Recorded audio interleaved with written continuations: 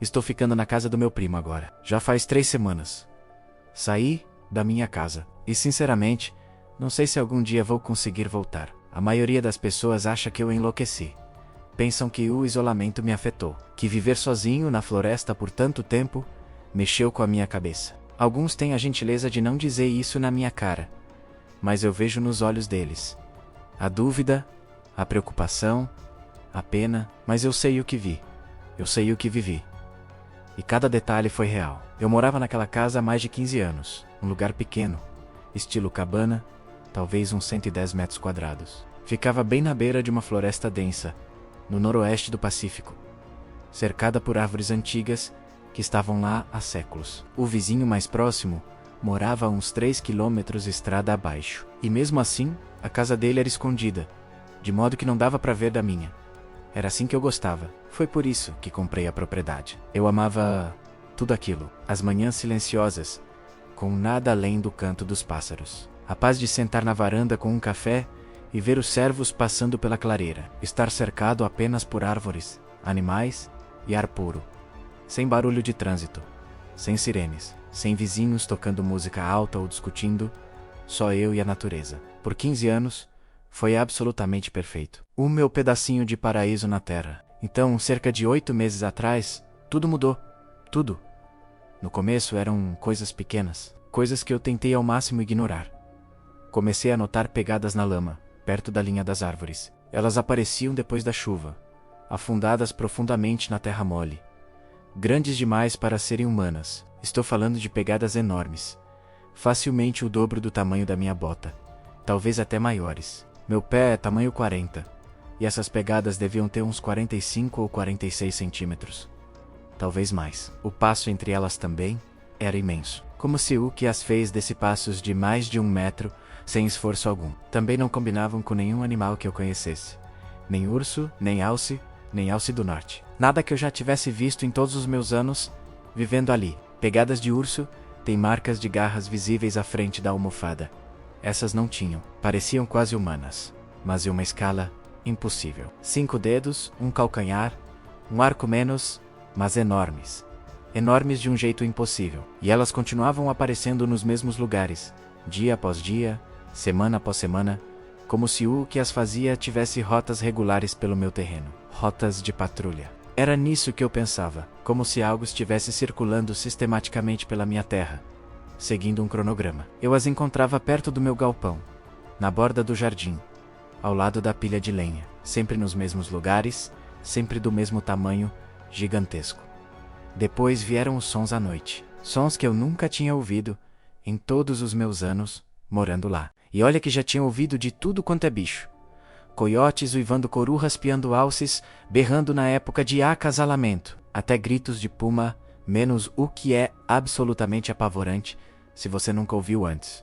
Mas esses sons eram diferentes, completamente diferentes. Ruídos graves e guturais que ecoavam entre as árvores. Esse som estranho de batidas, como se alguém estivesse batendo madeira contra madeira com uma força inacreditável, vinha de diferentes direções na floresta, alto o suficiente para se espalhar por quilômetros.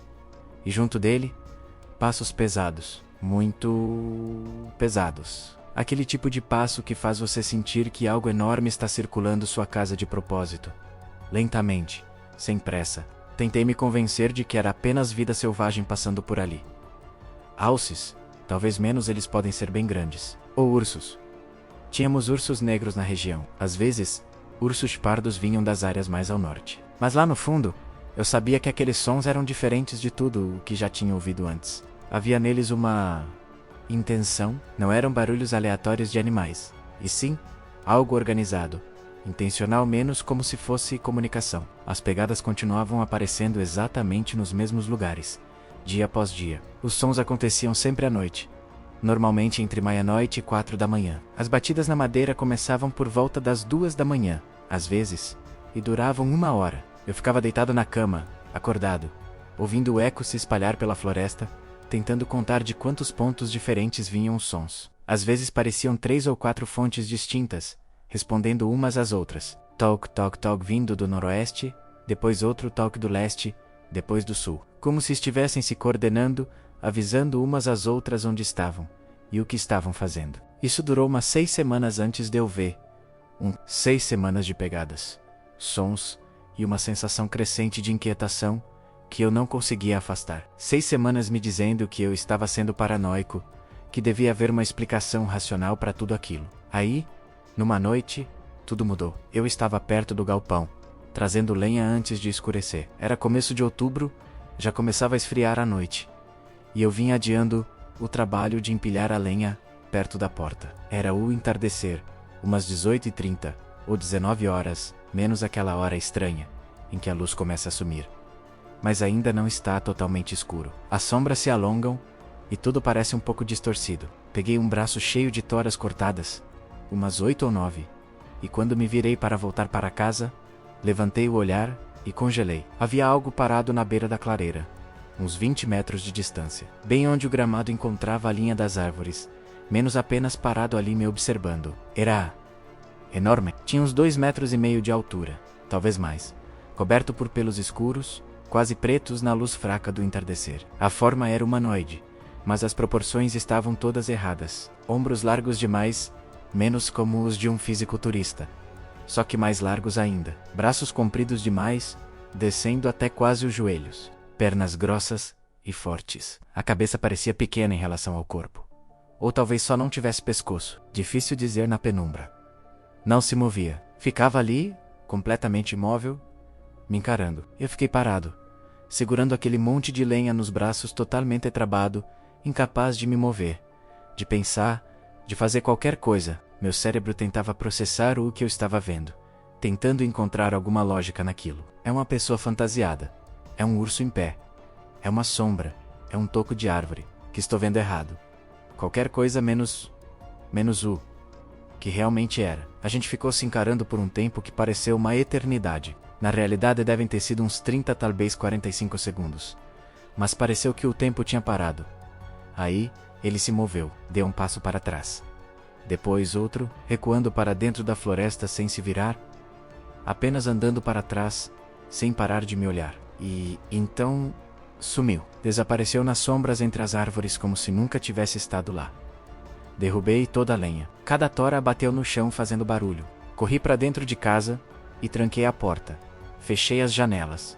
Conferi cada tranca 2 vezes. Sentei na sala com um coração batendo tão forte que parecia que ia sair do peito, tentando me convencer de que tinha imaginado aquilo. Um truque de luz.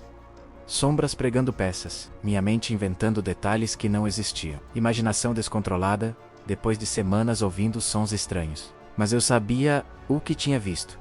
Sabia que era real. E isso me aterrorizava mais do que qualquer coisa. Nas semanas seguintes, as aparições ficaram mais frequentes. Agora eu os via durante o dia, não só ao entardecer. Uma vez, vi 2 deles se movendo entre as árvores, a uns 45 metros da minha varanda dos fundos. Era fim de manhã, sol forte, sem chance de culpar sombras ou reflexos. Um era visivelmente maior que o outro. O maior devia ter uns 2,5 metros de altura, talvez mais, coberto por pelos costenro escuros em todo o corpo. O menor parecia ter uns 2,1 metros, com pelos mais claros, quase castanho-avermelhados. O menor parecia seguir o maior. Eles se moviam com propósito, não como animais vagando à procura de comida.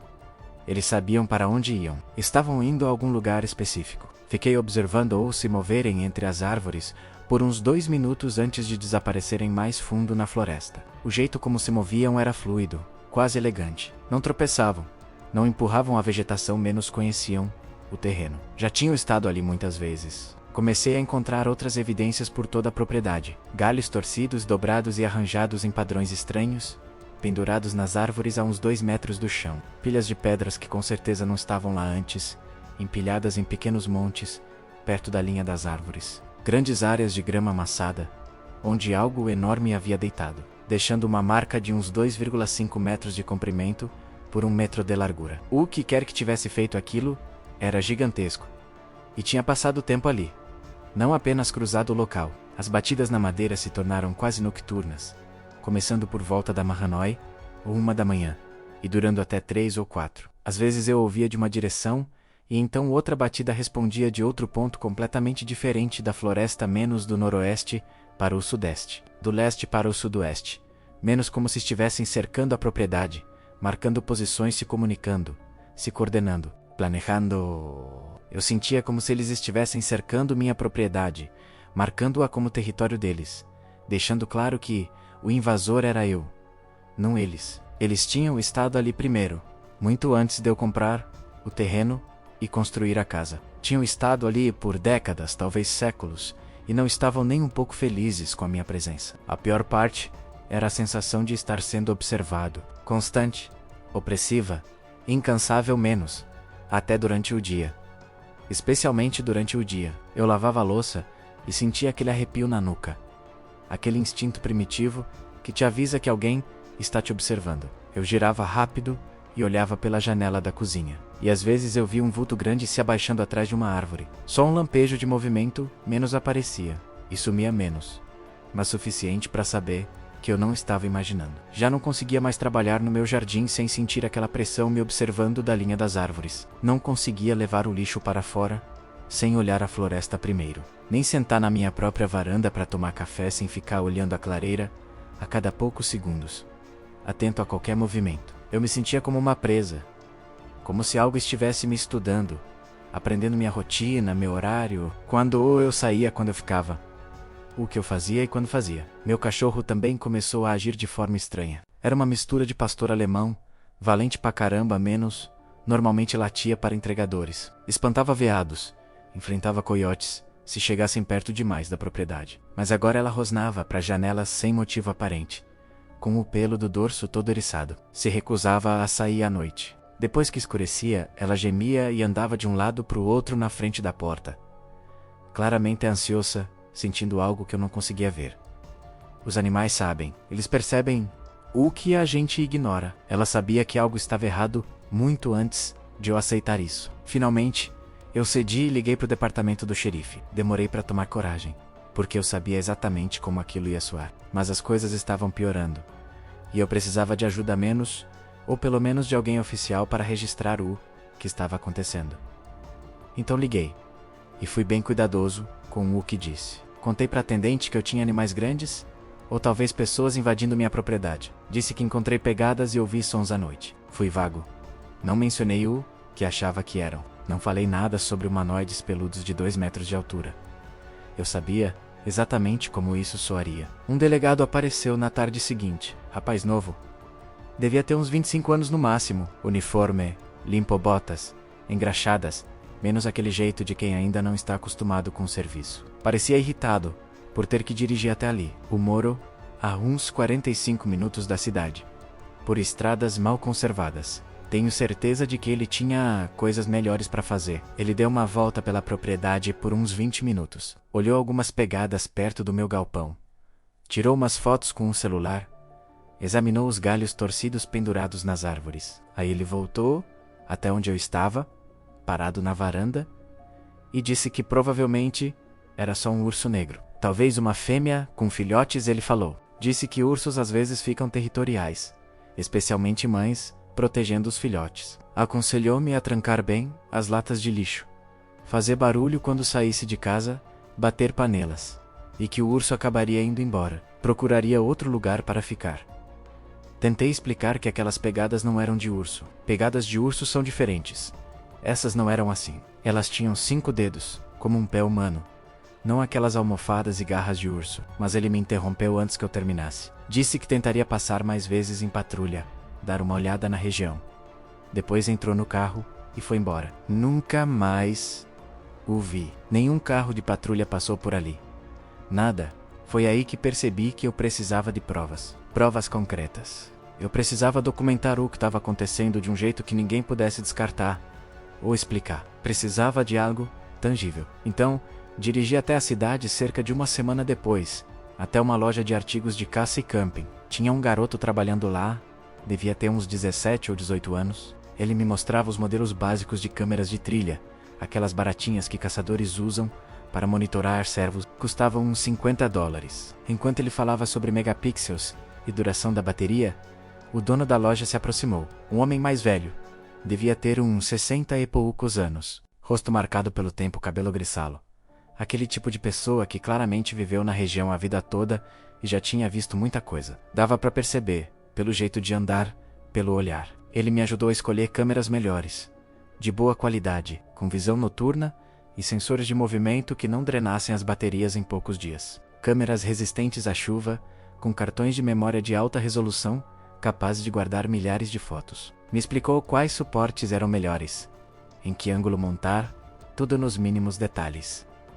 Passamos uns 20 minutos vendo as opções. Quando eu fui pagar, ele se inclinou sobre o balcão e perguntou em voz baixa o que eu estava tentando filmar. Não de forma zombeteira, mas séria, como quem realmente queria saber. Eu hesitei, sem saber como responder. E então ele disse que já imaginava, com base no lugar onde eu morava. Disse que conhecia bem a região, conhecia aquelas florestas. E então falou que sabia o que vivia lá dentro. Disse que ele mesmo já tinha passado por experiências há muitos anos. Não deu detalhes, não explicou nada menos, só deixou aquela frase no ar. E então me avisou. As palavras exatas dele foram: colocar câmeras é uma péssima ideia, eles sabem para que servem. Aprenderam. Não gostam de ser filmados. Confia em mim. O tom dele era muito sério, quase suplicante. Como se quisesse me proteger de cometer um erro, de fazer algo de que eu me arrependeria. Agradeci pelo aviso, apreciei a preocupação, mas comprei as câmeras mesmo assim. As 3, com suportes, baterias extras e cartões de memória. Eu precisava de provas, precisava de documentação. Eu precisava de algo que eu pudesse mostrar às pessoas, algo que as fizesse acreditar em mim, que as fizesse levar tudo isso a sério. Porque sem provas, eu era apenas a maluca que morava sozinha na floresta, vendo coisas que não existiam. O dono da loja insistiu em ir comigo para ajudar a instalar as câmeras direito. Ele apareceu na manhã seguinte, por volta das 9 da manhã, numa caminhonete velha. Trouxe todo o equipamento de montagem, escada, ferramentas. Passamos 2 horas posicionando as câmeras em pontos estratégicos ao redor da propriedade, voltadas para a linha principal de árvores, onde eu tinha visto mais atividade, para os acessos da casa por direções diferentes, e nas áreas onde as pegadas apareciam com mais frequência. Ele me mostrou como verificar os cartões SD sem mexer no enquadramento, como ajustar a sensibilidade para que não disparassem com cada folha que passasse, mas captassem qualquer coisa grande se movendo no campo de visão. Me ensinou a inclinar as câmeras ligeiramente para baixo,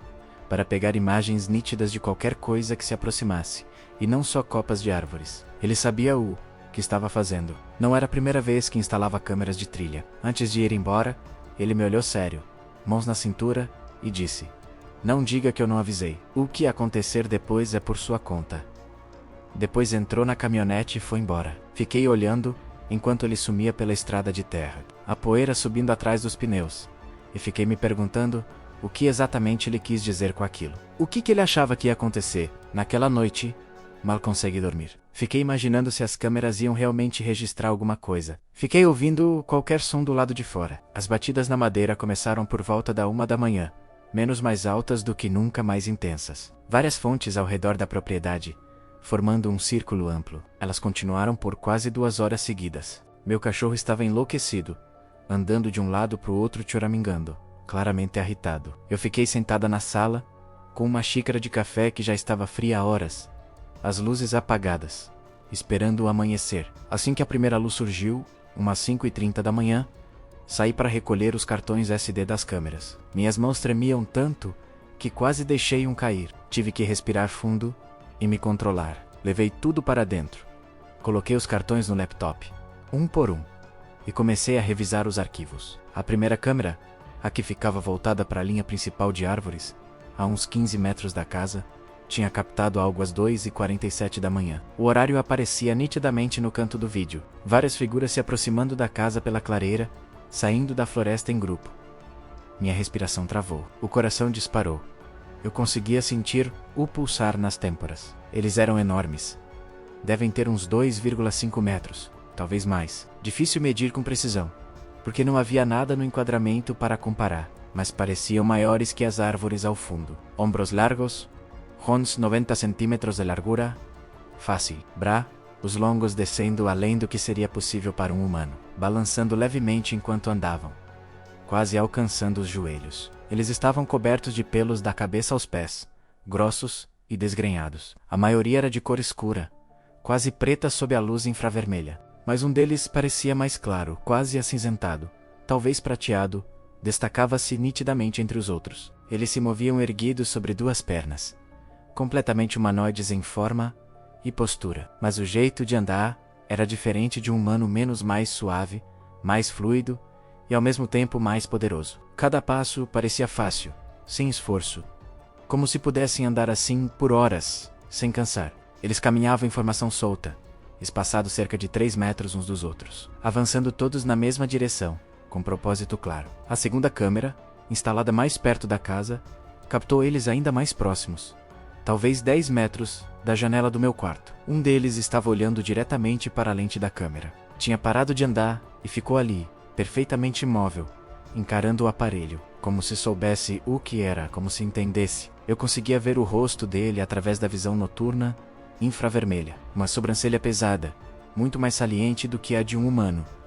Nariz achatado largo e plano. Havia algo primitivo nas feições, algo antigo e perturbador. O formato do crânio também era diferente, menos mais cônico, subindo até quase formar uma ponta no topo. Os olhos refletiam a luz infravermelha de volta para a câmera, dando-lhes uma aparência brilhante, como olhos de gato à noite, só que maiores, mais afastados um do outro. A expressão no rosto era difícil de decifrar.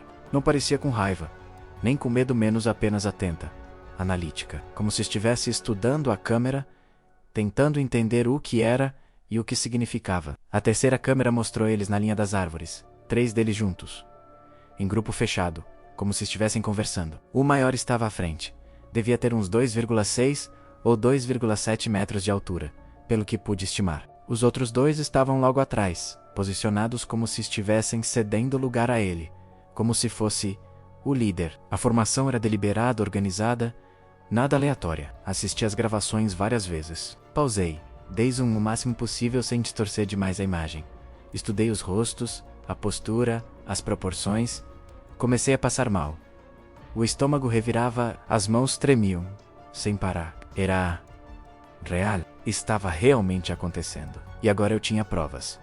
Provas incontestáveis. Vários ângulos, marcações de horário, imagens nítidas. Mas, provas de quê, exatamente? De que havia várias criaturas enormes vivendo na floresta ao redor da minha casa. De que elas vinham todas as noites, em grupo, até minha propriedade. De que me observavam. Quem acreditaria nisso? Se a polícia não acreditou em mim quando falei das pegadas e dos sons, será que acreditariam num vídeo ou diriam que era falso? Photoshopado? Uma farsa elaborada. Decidi deixar as câmeras ligadas por mais uma noite. Ver o que mais eu conseguia capturar. Quanto mais imagens, melhor. Mais evidências. Talvez eu conseguisse luz do dia. Talvez eu conseguisse imagens ainda mais nítidas. Essa decisão foi um erro. O maior erro que eu poderia ter cometido. Naquela noite, por volta das 3 da manhã, ouvi barulhos altos do lado de fora, menos estrondos, como metal sendo golpeado com força brutal, madeira se partindo, estilhaços voando. Algo estava sendo destruído, de propósito, com violência. Meu cachorro enlouqueceu. Começou a latir sem parar, correndo de uma janela para outra, o pelo todo eriçado, dentes à mostra. Eu nunca tinha visto ela daquele jeito. Ela estava apavorada. Peguei meu rifle de caça, um antigo que meu pai tinha me dado anos atrás. Eu só tinha usado para praticar tiro, nunca para caçar de verdade. Sentei na cama com o rifle no colo, travinha desligada, o dedo perto do gatilho, morrendo de medo de olhar para fora, com medo de abrir as cortinas e ver o que estava fazendo aqueles sons. Os estrondos e batidas continuaram por uns 10 minutos. Podia ter sido mais. O tempo parecia distorcido, alongado, uma destruição deliberada, metódica. E então, de repente, silêncio. Silêncio total. Sem grilos, sem aves noturnas, nada. Fiquei imóvel até o amanhecer. Apenas sentei ali, rígida, mal respirando, ouvindo nada, o rifle pronto, esperando o sol nascer. Meu cachorro acabou se acalmando. Se enroscou aos meus pés menos, mas ainda tremia. Quando finalmente o sol apareceu e a luz começou a atravessar as cortinas, me obriguei a levantar e sair. Eu precisava ver o que tinha acontecido. Precisava ver os estragos. As 3 câmeras tinham sido completamente destruídas. Não apenas derrubadas ou danificadas, menos aniquiladas. Arrancadas das árvores onde estavam presas, espalhadas pelo chão em pedaços. Cacos jogados por uns 4 ou 5 metros em todas as direções. As carcaças plásticas estavam rachadas, lentes estouradas, placas de circuito retorcidas, e os suportes metálicos rasgados e dobrados como papel. Mas o que mais me chocou foi um detalhe específico. Somente as câmeras haviam sido tocadas. Os suportes estavam destruídos, sim, mas as árvores estavam intactas, sem marcas de garras, sem casca arrancada, e as fitas que prendiam as câmeras estavam cortadas com precisão, não rasgadas. Eles miraram diretamente nas câmeras, com precisão cirúrgica. Sabiam exatamente o que aqueles aparelhos eram, e queriam eliminá-los. A mensagem era claríssima. Encontrei marcas de mãos enormes na terra fofa, perto de onde uma das câmeras ficava. O orvalho da manhã tinha se assentado sobre elas luxando as ainda mais nítidas. As marcas eram gigantescas. Cada impressão de dedo era grossa como o cabo de uma vassoura. Talvez mais. A distância entre o polegar e o mindinho devia ter uns 35 a 40 centímetros. Talvez mais. A profundidade da marca mostrava que foram feitas com força brutal. O que quer que tivesse deixado aquilo era incrivelmente forte. Havia várias marcas sobrepostas, como se múltiplos indivíduos tivessem estado ali, examinando a câmera antes de destruí-la. Tirei fotos com o meu celular, tentando capturar a escala daquilo menos. Mas fotos de celular nunca conseguem transmitir o impacto de ver algo assim ao vivo. Os detalhes eram incríveis. Dava para ver a textura da palma, as almofadas dos dedos, até a marcação onde o pulso tinha pressionado o chão. Depois que as câmeras foram destruídas, as coisas ficaram muito piores. Bem piores. Eles começaram a chegar mais perto da casa, mais ousados nas aproximações, mais agressivos no comportamento, menos como se destruir as câmeras tivesse sido um ponto de virada, um aviso, e agora estivessem cumprindo a ameaça. Eu ouvia passos pesados na varanda à noite. Altos, distintos, deliberados, a Madeira rangendo sab un peso imenso, sans dirán his nas paredes, como se algo com garras grosas estives arrestando es pela lateral da casa, rasps longos, lentos, que duravam minutos, batidos nas portas no panquedas. Mas golpes, deliberados, que se repetiam por 5, 10, 15 minutos, boom, boom, boom. Como se estivessem testando da porta vendo se aguentava, tentando entrar, humanoide, algo atingiu a janela do meu quarto com tanta força que o vidro ia estourar, a moldura inteira tremeu, a parede vibrou, eu gritei não consegui evitar, quando liguei a luz da varanda, com as mãos tremendo tanto que mal conseguia o interruptor, vai formas enormes, recuando na escuridão. Figuras se afastando da casa, sumindo entre as. Elas tinham estado bem ali, do lado de fora domin a janela, perto o bastante prato caro vidro, e então veio o cheiro a modar, pesado, moscado, que pairava pela propriedade, especialmente. À noite, era nauseante uma mistura de cacoro mojado, algo selvagem me podre, orgânico, como suor, decomposio e animal concentrados nam, feder sufocante, me fazia engasgar, lacrimejar, o cheiro ficava por horas, mesmo depois que Alicia embora entrava pelas janelas fechadas, grudava nas roupas, eu não conseguia escapar daquilo, meu cacoro se recusava completamente a ser. À noite, digito nenhum, eu abria a porta para ela fazer as necessidades, e ela gravava espetando ocho, paxeva para. Lutava com toda a fora, preferia aguentar a noite inteira a tercuser. Lá fora durante o dia ela era normal. Sem problema, mas quando o sol se punha, não chegava nem perto da porta, ficava escondida. Tremendo, gemendo sem hope, ela sabia de algo que eu não via. Sentia algo que eu não conseguia perceber. Comecei a dormir vestida jeans, maleta e botas. Dixiva as botas ao lado da cama, como o cadáver frio, para aqueler. Se precisasse correr, o rifle ficava encostado na mesa de cabeceira, carregado, trova ligada, mas ao alcance da mobile de dormir mais de azul. Horas por noite. Accordeva cam o menor barujo o corral disparado, convencida de que eles estavam tentando entrar por aí. De abrir as cortinas durante o dia, não suportava a ideia de eles me observaram pelas janelas, mas eu sabia que eles estavam lá fora, mesmo quando não via nada, eu sentia a presença deles. Aquela sensação constante de estar sendo observada, aquele instinto primitivo que te diz que não, se que algo te observando de perto, isso nunca foi embora, mesmo dentro da minha casa eu me sentia exposta, como uma presa sendo cada por predadores que estava me esperando o momento certo. Durante particularmente intenso umas 2 semanas depois que as câmeras foram. Algo caminhou a bater na minha porta dos fundos por quase 20 minutos seguidos. Caminhou por volta da meia-noite. Boom, boom, boom. Poderoso, a porta inteira tremulou batente. As dobradias de metal chacalavam. E que a porta ia quebrar, que Alicia maromber ia entrar. Peguei o celular com as mãos tremendo e liguei pro 911, supliquei para atendente mandar. Diz que havia invasores tentando entrar na minha casa, ela su. Dava pro center pela vez, mas concordo em enviar delegado, diz para eu ficar dentro de casa com as portas trancadas, para ficar calma, para manter deschadas janelas, polícia estava a caminho. Tempo estimado, 30 a 40 minutos.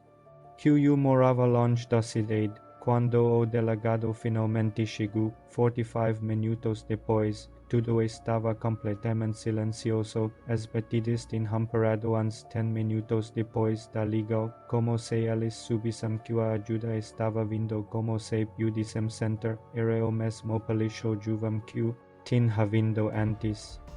Ele andou pela propriedade como lanterna, iluminando a floresta, checando as portas e janelas. Não encontrou nada, nem sinal de invasão. Tentei mostrar as câmeras, que ainda estavam jogadas tinham. Semanas antes, mostrei as pegadas, mas tinha chovido. Vezes desdentro as marcas não estavam mais.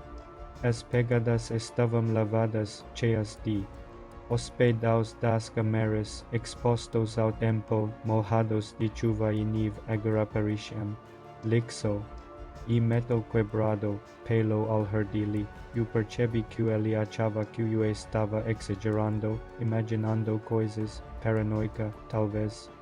Enquanto ele voltava pro carro, ouvi ele falando não.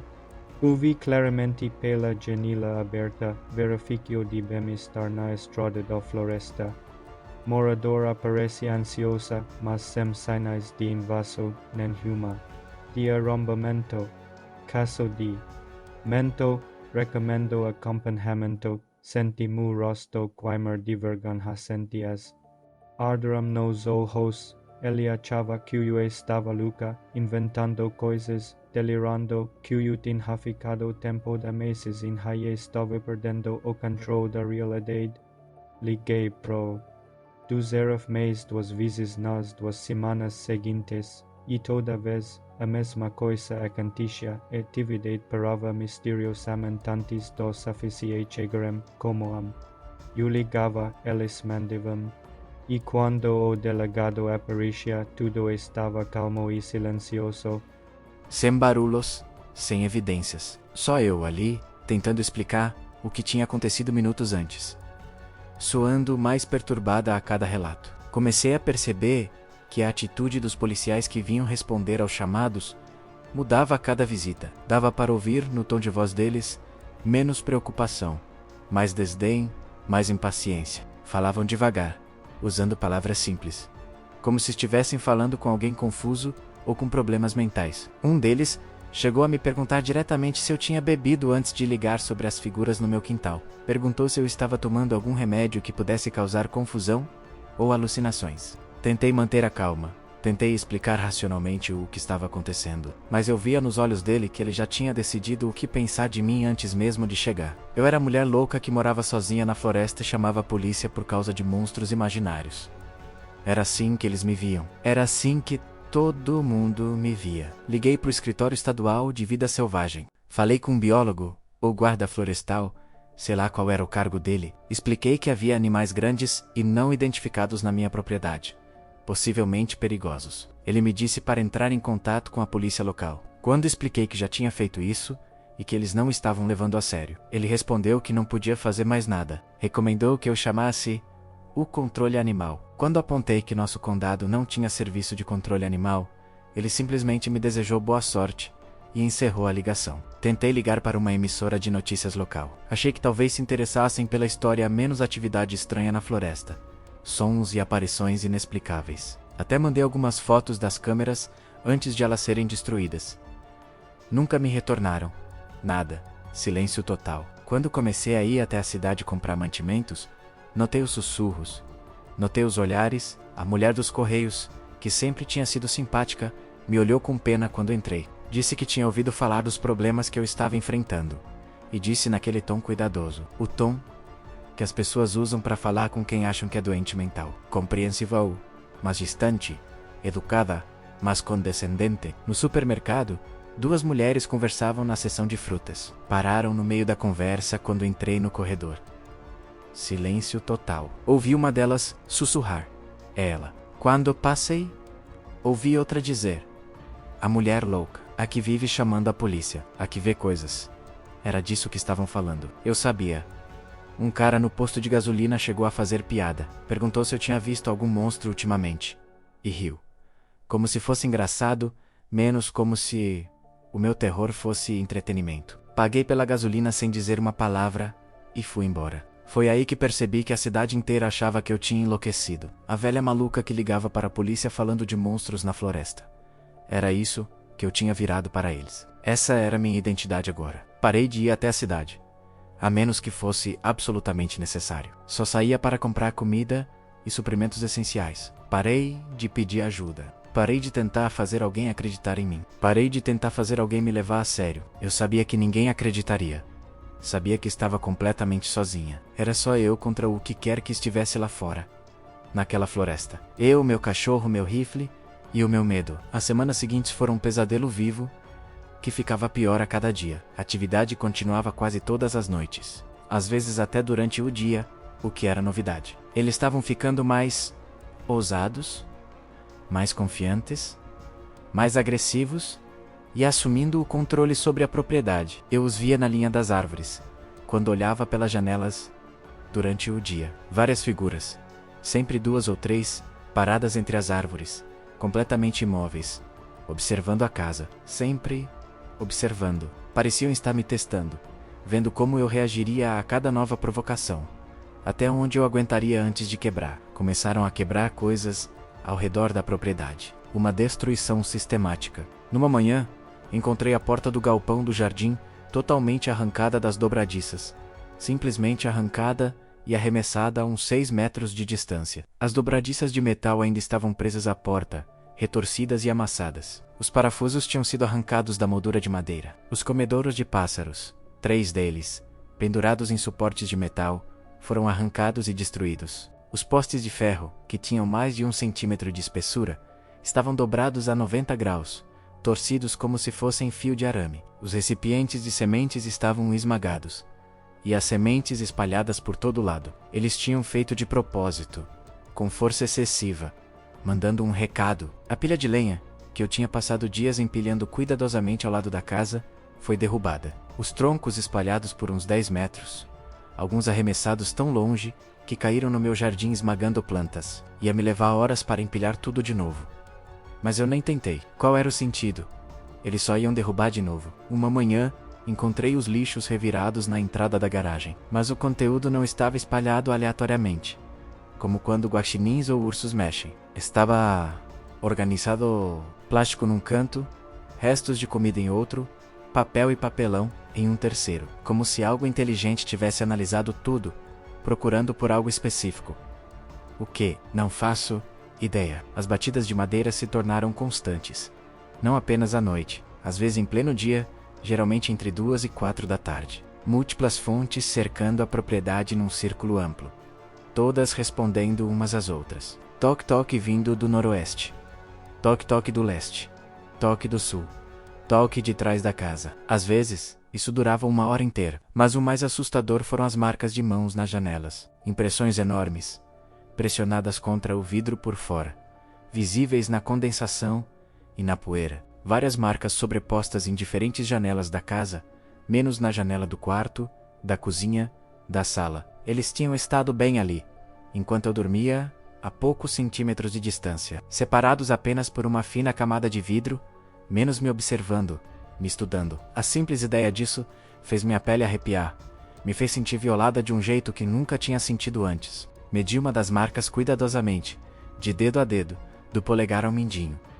A abertura da mão tinha 40 centímetros, a palma média, cerca de 20 centímetros de largura e 23 centímetros de altura. Os dedos eram grossos, muito mais que dedos humanos, uns 5 centímetros de largura cada. O que quer que tivesse feito aquelas marcas era enorme e poderoso, além da compreensão. As coisas chegaram ao limite há cerca de 3 semanas, bem antes de eu finalmente ir embora. Acordei por volta das 2 da manhã, com o barulho mais alto que já tinha ouvido. Algo estava batendo na lateral da minha casa, com uma força assustadora. Não era só batida menos, era impacto, como se alguém estivesse usando um ariete, ou como se algo incrivelmente forte estivesse esmurrando a parede, sem parar. A casa inteira tremia. E não estou exagerando, o prédio inteiro vibrava a cada golpe. Quadros caíam das paredes, as molduras quebrando no chão. Os pratos chacoalhavam dentro dos armários. Um copo caiu e se espatifou. A lâmpada da sala balançava de um lado para o outro. Poeira caía do teto. Eu realmente achei que as paredes iam desabar. Achei que eles iam arrebentar e entrar. Peguei meu celular para ligar para o 911, mas minhas mãos tremiam tanto que eu não conseguia digitar. Apertava os números errados. Derrubei o celular, peguei de novo. Tentei outra vez. Finalmente consegui falar com a central de emergência, mas eu estava tão em pânico que mal conseguia falar. Só repetia: eles estão tentando entrar. Eles vão arrombar. Por favor, mandem alguém agora. Repetia isso sem parar, enquanto o atendente tentava me acalmar e confirmar meu endereço. As batidas continuaram por um tempo que pareceu interminável. Bum, bum, bum, rítmicas, poderosas, implacáveis. Meu cachorro gritava. Gritava como uma pessoa. Não latia. Eu nunca tinha ouvido aquele som antes. Um grito agudo de puro pavor, desespero absoluto. Ela corria de um cômodo a outro, tentando achar um lugar seguro, um canto para se esconder, mas não havia lugar seguro. A casa inteira estava sob ataque. Durou uns 10 minutos, mas pareceu horas. O tempo se distorceu. Cada segundo se arrastava, e então, de repente, silêncio. Silêncio total. Como se alguém tivesse desligado o som do mundo. As batidas pararam, sem passos, sem ruídos, de recuo menos nada. Um silêncio instantâneo, que, de algum modo, foi ainda mais aterrorizante que o barulho. Fiquei no quarto trancado, com o rifle apontado para a porta, o dedo no gatilho trava desligada. Não me movi. Mal respirei, meu cachorro finalmente parou de gritar, e se enroscou aos meus pés, mas ainda tremia convulsivamente. O corpo inteiro sacudindo. Eu podia sentir as vibrações dela pelo chão. Ficamos assim até o nascer do sol. Nenhuma das duas se moveu. Nenhuma das duas dormiu. Quando o sol finalmente nasceu e a luz começou a atravessar as cortinas, por volta das 6 da manhã, eu me obriguei a levantar. As mãos ainda tremendo, as pernas fracas.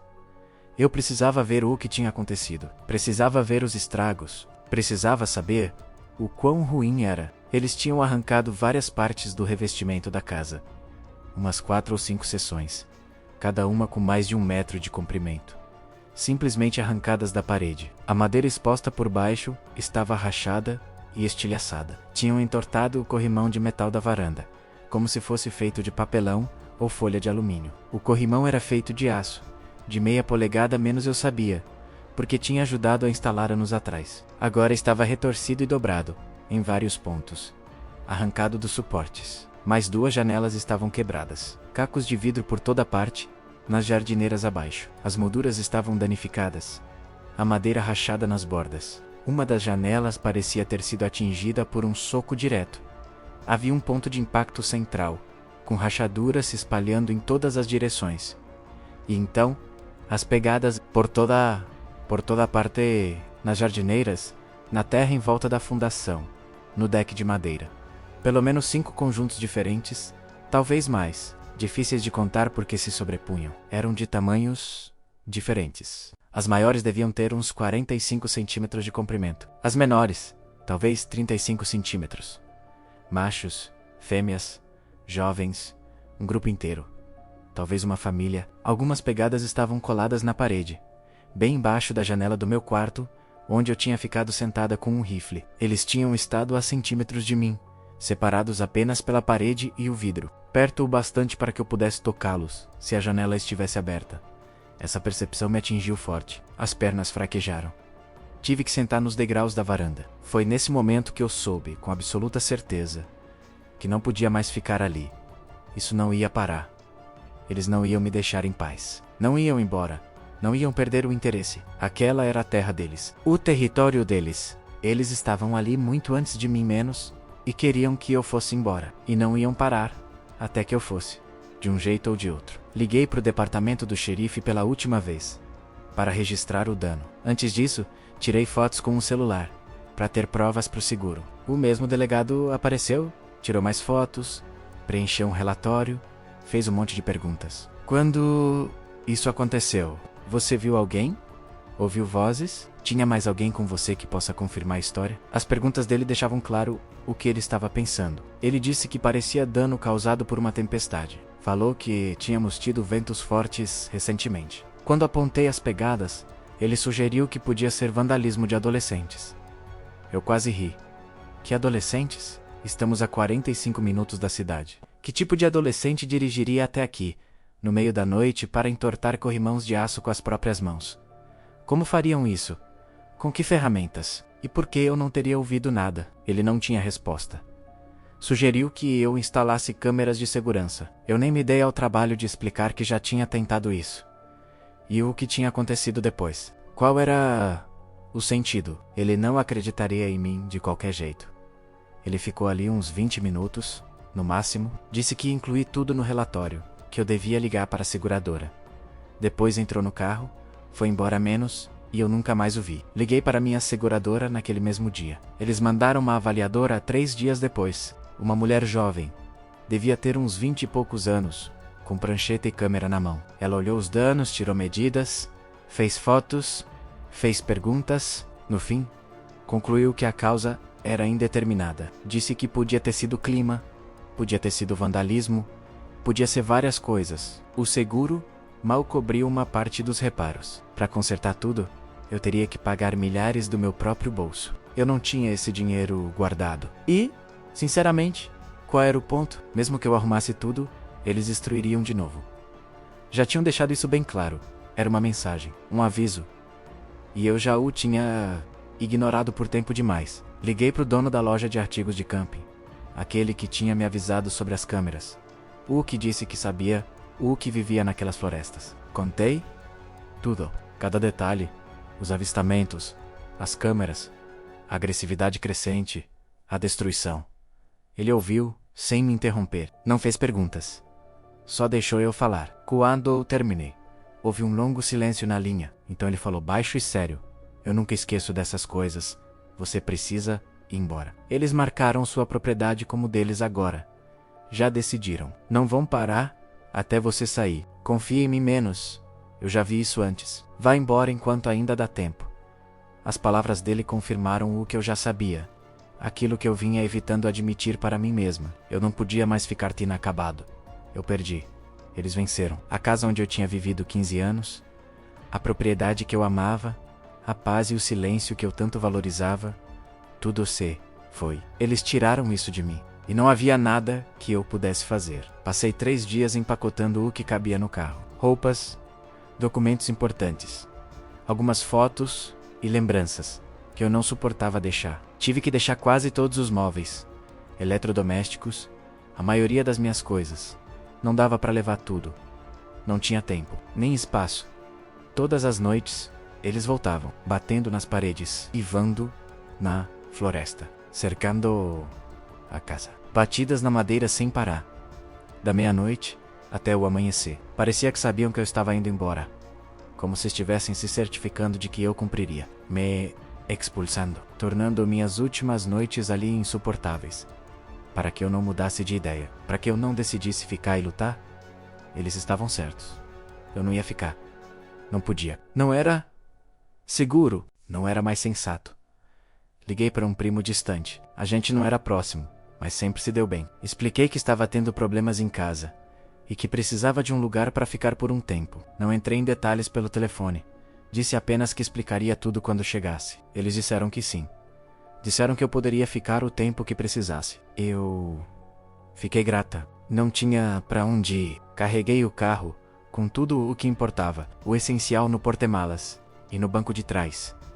Meu cachorro no banco do passageiro, ainda nervoso, ainda assustado, mas pelo menos em segurança. O que mais coubesse, joguei dentro. Deixei todo o resto para trás. Tranquei a porta pela última vez, sabendo que provavelmente nunca mais a abriria. Saí logo depois do amanhecer. Numa quarta-feira. O sol, mal, tinha nascido. O céu ainda estava escuro azulado, começando a clarear. Queria sair no escuro, mas não consegui. Precisava de um mínimo de luz. Enquanto saía da entrada de casa, devagar, desviando dos buracos e sulcos da estrada, olhei uma última vez pelo retrovisor. Eles estavam lá. Pelo menos 3 deles, de pé na linha das árvores. Talvez mais escondidos nas sombras atrás. Difícil saber. Estavam em fila, parados, imóveis, me observando ir embora. O maior estava no meio. Os outros 2 ao lado. Não se moveram, não reagiram. Apenas olharam. Eu os via claramente no espelho. Silhuetas gigantes, escuras, contra as árvores, iluminadas por trás pelo nascer do sol. Desde então, nunca mais voltei. Nunca passei por lá. Nem olhei fotos da casa. Não consigo. Estou na casa do meu primo há 3 semanas agora. Ainda assustada. Ainda sem dormir direito. Confiro todas as trancas da casa várias vezes antes de dormir. Depois acordo no meio da noite para verificar de novo. Tenho pesadelos quase toda vez que consigo dormir. Acordo achando que ouço as batidas na madeira, coração disparado, suando frio. Levo minutos para lembrar onde estou, para perceber que estou segura, para respirar normalmente de novo. Meu cachorro ainda está aterrorizado. Não chega perto das janelas. Depois de escurecer, se encolhe ao ouvir qualquer barulho alto, me segue pela casa inteira. Não me deixa sair do campo de visão. Ela está traumatizada. Nós 2 Estou tentando decidir o que fazer com a casa. Não posso simplesmente abandoná-la. É meu lar. 15 anos da minha vida, milhares de dólares investidos, anos pagando hipoteca, todo o meu patrimônio. Mas eu não posso voltar. Não dá pra viver assim. Não dá pra passar outra noite lá, sabendo que eles estão do lado de fora, sabendo que estão me observando, sabendo que me querem fora, sabendo que podem entrar quando quiserem. Liguei para uma corretora de imóveis para falar sobre vender. Tivemos uma longa conversa sobre o terreno, a localização, o estado da casa. Quando ela perguntou por que eu queria vender, eu não soube o que dizer, como explicar isso para alguém. Como contar uma coisa dessas? Será que eu preciso dizer aos futuros compradores? Será que existe obrigação legal de avisar? Dizer que há criaturas territoriais na floresta que vão te aterrorizar até você ir embora? Como se coloca isso num anúncio? As poucas pessoas a quem eu contei a verdade acham que eu tive um colapso. Acham que estou traumatizada. Acham que o isolamento me afetou. Acham que eu preciso de remédios ou de terapia. Dos. Meu primo tem sido incrivelmente gentil por me deixar ficar aqui. Nunca me pressionou a ir embora. Nem questionou minha história diretamente. Mas eu vejo a dúvida nos olhos dele, menos a preocupação, o temor. Eles acham que eu não estou bem. Acham que eu imaginei a maior parte. Exagerei o resto. Que o medo e a solidão distorceram minha percepção da natureza, transformando animais comuns em monstros. Parei de tentar convencer as pessoas. Parei de contar a história, a não ser de forma vaga, superficial. Qual o sentido? Sem ver com os próprios olhos, sem viver o que eu vivi, eles nunca vão acreditar. Nunca vão entender. E eu não os culpo. Se alguém tivesse me contado essa história 1 ano atrás, eu também não acreditaria. Pensaria que a pessoa estava confusa, exagerando. ou com problemas mentais. Provavelmente diria para ela procurar ajuda, conversar com alguém, talvez dar um tempo de viver sozinha. Mas eu sei o que vi. Sei o que vivi. Cada detalhe foi real. Tenho as fotos das câmeras. As que tirei antes delas serem destruídas. Às vezes tarde da noite, quando não consigo dormir, abro o laptop e fico olhando para aquelas imagens. Aquelas formas gigantes se aproximando da casa. Aqueles rostos encarando a câmera. Aqueles olhos refletindo a luz infravermelha. Olho para elas para me lembrar que não estou louca. Para provar para mim mesma que foi real. Que aconteceu? Tudo. Mas eu continuo me fazendo perguntas. Perguntas sem resposta. Por que a minha propriedade, especificamente? Foi aleatório? Ou havia algo naquele lugar que era importante para eles? O que eles queriam? Estavam tentando me assustar desde o começo? Ou algo mudou no meio do caminho? Será que eu fiz algo que ultrapassou um limite? Foi por causa das câmeras? Foi o ato de instalá-las que transformou a observação em confronto. Eles só queriam me expulsar ou havia outro motivo? Algo que eu não consigo entender. Por que não me deixaram em paz, se o objetivo era não serem vistos? Se queriam ficar escondidos, por que não evitaram completamente minha propriedade? Por que o contato deliberado? Por que a agressividade crescente? Por que destruir coisas? Por que me aterrorizar? Qual era o propósito? O pensamento mais perturbador, que não sai da minha cabeça, é este. Se eles são reais. Se isso realmente aconteceu comigo, quantos mais existem? Quantos estão espalhados pelas florestas do noroeste do Pacífico, de toda a América do Norte, ou até do mundo, onde mais eles estão? Quantas pessoas já viveram algo parecido e ficaram em silêncio, por medo de serem chamadas de loucas? Quantos outros encontros aconteceram que nunca foram relatados, nunca comentados, nunca tornados públicos? Comecei a pesquisar online depois que cheguei aqui. Passei horas lendo fóruns, sites, relatos de outras pessoas. Encontrei histórias parecidas, vindas de vários lugares. Mesmas descrições, mesmo comportamento, gente de todo o noroeste do Pacífico, dizendo as mesmas coisas. Batidas na madeira, marcações de território, estruturas feitas com galhos, pegadas, comportamento agressivo quando câmeras são usadas. Confrontos que aumentam de intensidade, pessoas sendo expulsas de suas casas. Percebi que não estou sozinha nessa experiência. Há outros que passaram pela mesma coisa. Outros que viram o que eu vi. Outros que foram aterrorizados até irem embora. Mas isso não torna nada menos assustador. Não torna mais fácil de aceitar. Não me devolve minha casa. Não me ajuda a dormir à noite. Não sei se algum dia vou conseguir voltar. Parte de mim ainda tem esperança de que eles acabem indo embora. Encontrem outro lugar e me deixem reivindicar minha propriedade. Mas eu sei a verdade. Eles estavam lá primeiro, muito antes de mim. Provavelmente muito antes de qualquer um construir casas naquela região. Eles decidiram que eu tinha que sair. E eu não tive escolha, a não ser obedecer. Não podia lutar contra eles. Não podia raciocinar com eles. Não podia negociar. Mal conseguia sobreviver. Tudo o que eu podia fazer era fugir. Agora estou morando com meu primo, por tempo indeterminado, tentando reconstruir algum senso de normalidade. Algum sentimento de segurança, tentando dormir sem pesadelos, tentando funcionar como uma pessoa normal, tentando descobrir o que vem a seguir. Mas toda noite, quando o sol se põe, eu ainda me pego ouvindo. Não consigo evitar. Ainda olho a linha das árvores pela janela.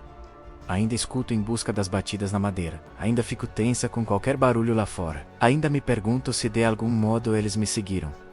Se sabem onde estou. Se estão lá fora agora observando esta caça, do mesmo jeito que observavam a minha. A casa do meu primo também fica de frente para uma floresta. Não tão densa, não tão isolada, mas ainda assim, floresta.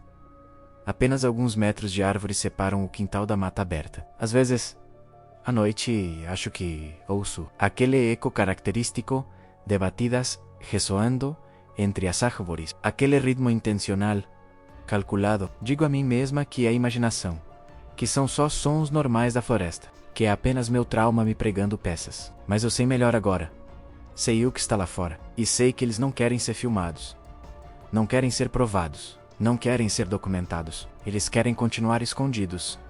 Continuar no reino do mito, das lendas, das histórias de fogueira. E farão qualquer coisa para que continue assim. Qualquer coisa. Penso na minha casa vazia. Me pergunto se eles ainda vão lá. Se tomaram posse, se entraram por alguma janela quebrada, que deixei sem conserto. Se fizeram dela o abrigo deles, o território deles, o lar deles agora, no lugar do meu. Às vezes penso em voltar uma única vez, só pra ver. Pra ver como tá, pra pegar algumas coisas, pra tirar mais fotos, pra documentar os danos pro seguro, mas eu sei que nunca vou fazer isso. Porque a coisa mais assustadora que aprendi com tudo isso é algo que nunca vou esquecer, algo em que penso todos os dias. Nós nem sempre estamos no topo da cadeia alimentar. A gente gosta de acreditar que nós construímos nossas casas, nossas cidades, nossa civilização e nos convencemos de que conquistamos a natureza, de que estamos no controle, de que somos a espécie dominante, de que nada pode nos desafiar. Mas há coisas nas florestas profundas que são maiores do que nós, mais fortes do que nós e mais inteligentes, de formas que não compreendemos, coisas que aprenderam a permanecer escondidas, a evitar nossas câmeras, nossa civilização, nossa tecnologia. Coisas que estão lá há muito mais tempo do que nós, que aprenderam a se adaptar, sobreviver e permanecer invisíveis. Mas elas estão lá, sempre estiveram, sempre observando, sempre esperando. E às vezes, se você chega perto demais, se vê demais, se documenta demais, se tenta demais provar que elas existem, elas se certificam de que você vai embora, se certificam de que você seja expulso, de que nunca volte. De um jeito ou de outro, elas garantem isso.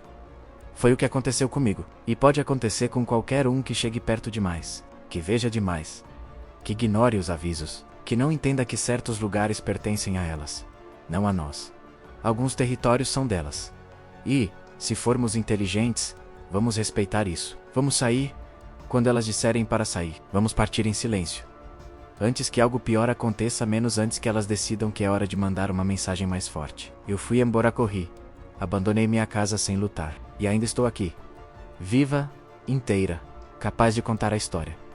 E isso já é mais do que muitos podem dizer. Mais do que teria acontecido se eu tivesse ficado, se eu tivesse me recusado a sair, se tivesse tentado lutar ou provar que eu estava certa e que todos os outros estavam errados. Agora tô aqui, segura por enquanto, tentando seguir em frente, tentando reconstruir, tentando entender o que vem depois, mas eu nunca vou esquecer, nunca vou parar de olhar por cima do ombro, nunca vou parar de ouvir as batidas na madeira, e nunca voltarei àquela floresta, nunca voltarei àquela casa, nunca retornarei àquela propriedade, porque agora eu sei o que há lá fora.